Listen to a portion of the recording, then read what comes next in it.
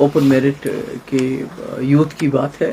ये बहुत serious issue है कि हम बचपन से जब बच्चे को हम स्कूल में भेजते हैं तो हम उसको कहते हैं मेहनत करो और काबिलियत से आगे बढ़ो। तो आज ऐसा हो गया है कि जो मेहनत और काबिलियत उसके ऊपर उसकी कोई कदर ही नहीं है। I mean merit has become the biggest casualty at this point of time कि आप बच्चे को क्या बोलोगे मैं मेहनत करूंगा, मैं काबिल बनूंगा, फिर मैं कहाँ जाऊंगा, क्योंकि उसका दायरा बहुत ज्यादा चौक किया गया है। तो ऐसे में आपको याद होगा कि पार्लियामेंट में भी लोगों ने वोट दिया नेशनल कॉन्फ्रेंस को ये सोच के कि ये हमारा मसला हम उसको हल करेंगे।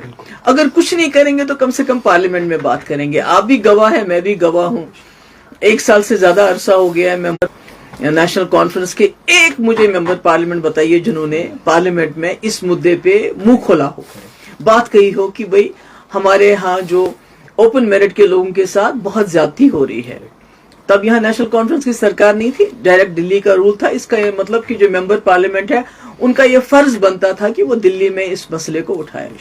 उसके बाद दोबारा असेंबली में लोगों ने बहुत बड़ी तादाद में नेशनल कॉन्फ्रेंस को फिर इस मुद्दे पे वोट दिए, खासकर जवान इसमें बहुत शामिल थे, कि ये हमारी ये जो रिजर्वेशन है इसके रैशनलाइजेशन करेंगे ताकि किसी का हक भी ना मारा जाए, पर not at the cost of open merit कि उनको इतना you are pushing them to the wall.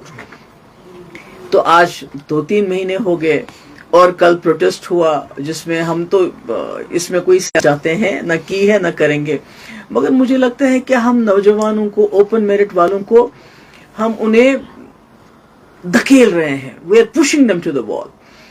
तो वो चीफ मिनिस्टर साहब के पास गए और चीफ मिनिस्टर साहब ने कहा 6 महीने का वक्त हो।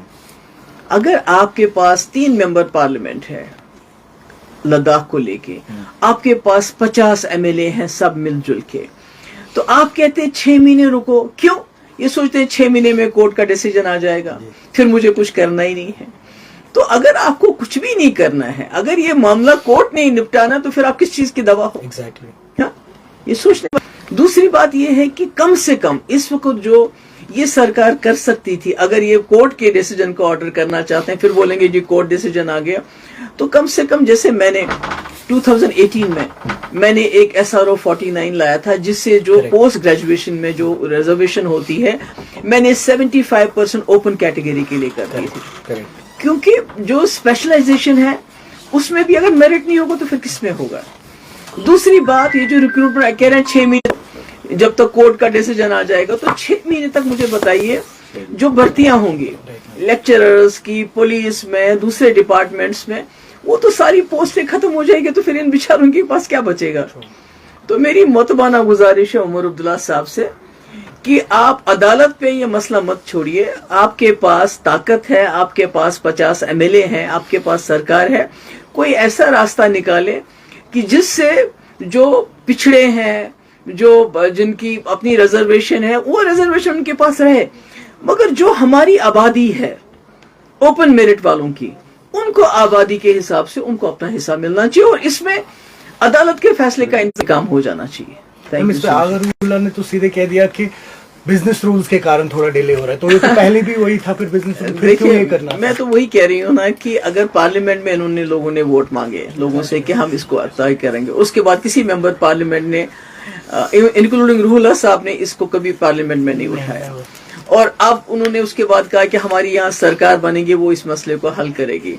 तो आज इस मसले को हल करने के बजाय देखिए, प्रोटेस्ट करने को तो कर सकते हो, उसके लिए आपको मेंबर पार्लियामेंट बनना जरूरी नहीं है, उसके लिए आपको पहले सरकार में आना जरूरी नहीं, वो तो कोई भी कर सकता है।